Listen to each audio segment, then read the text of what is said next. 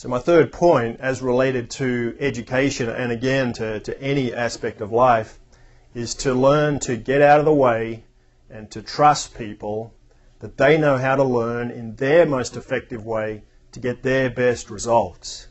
Now, this is a hard lesson, but the reality is that it's as unnecessary to teach kids to learn as it is to teach a bird to fly or a fish to swim. If you leave kids alone, they learn what they need to learn. They have an innate curiosity, a hands-on curiosity to go out and find answers, find more questions. It's not just part of their life, it's all of their life. It's everything to them. That's all they do, that's all they think about is why and how, and tell me more. And if we could just nurture that innate curiosity, then we could create the type of culture where we'd get better results. Now this is the powerful thing about getting out of the way. Instead of the situation we have now, where we tend to expect kids to be like little adults, and our education system is run by adults who are out of touch with kids generally. I'm not blaming anyone in particular here, although that's another adult preoccupation to blame, to say it's the teacher's fault. It's the problem's poverty, the problem's race, the problem's the government. Whatever it is, we have this way of blaming. Now again, there's a really neat story about this young guy. He comes to school one day, he goes up to his teacher, and he says, "I don't want to scare you, but my dad says if my grades don't improve, someone is going to get punished." Well, that tends to be the way we think about education. Fingers pointing everywhere, blame. Someone needs to pay for this situation. Instead of going back to basics and reinventing a culture of natural learning, where we just get out of the way and allow it to happen. A really good teacher, as with a really good parent, a really good friend, and a really good mentor, will have the ability to create the space for other people to flourish and find their potential. It doesn't take great skill. It takes great emotional intelligence. It takes a great deal of trust. And one of the best models for experimental education reform comes from an Indian man named Sugata Mitra. And he experimented with this idea of hole-in-the-wall computers. Basically what he did, he said, look, it's not an accident that the places that we can't get teachers to go to are the places with the biggest social problems.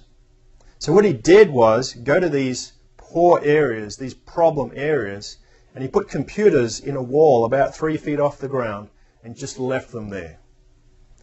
Kids would come up to the computer, never having seen a computer before, not knowing what the internet is, and start to play on it. And he saw incredible things happen. Kids learned how to surf the net so quickly. They learned how to find what they wanted to find. They learned how to gather information. So he stepped up the experiment a little bit. He took a group of kids, put them in front of one of these holes in the wall, and gave them a project in biotechnology. These kids didn't even know what biotechnology was. They had no class in school called biotechnology. But he gave them the computer and said, learn. Gave them the space, gave them the encouragement, and just said, learn. Their grades improved from 0 to 30% over a period of time, which was great, but he still wanted to push the experiment further. So he brought in a non-teacher, an accountant, a young woman from this same village. The kids knew her, but she wasn't a teacher. And he said to this woman, be with the kids and see if you can help them to raise their grades even higher. And she said, of course, I can't do that. I'm not a teacher. I don't know anything about biotechnology. And he said to her, just be there with them. Just encourage them. Just ask questions with them. 2 months later, their grades had risen to 50%, which was the same grades as the kids in the very wealthy area where they had biotechnology teachers were getting. He achieved incredible results. Now, it's just one person.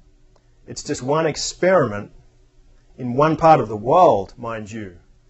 But it's incredibly promising, and it points to something that I think we intuitively know.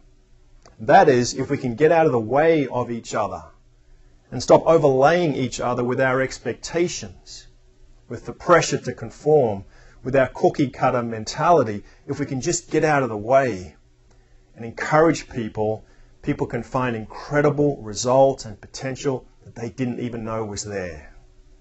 This, to me, is the most exciting aspect of reforming, not just reform, but a full revolution, a full change of culture in the way we think about education, in the way we think about spirituality, in the way we think about relationships generally.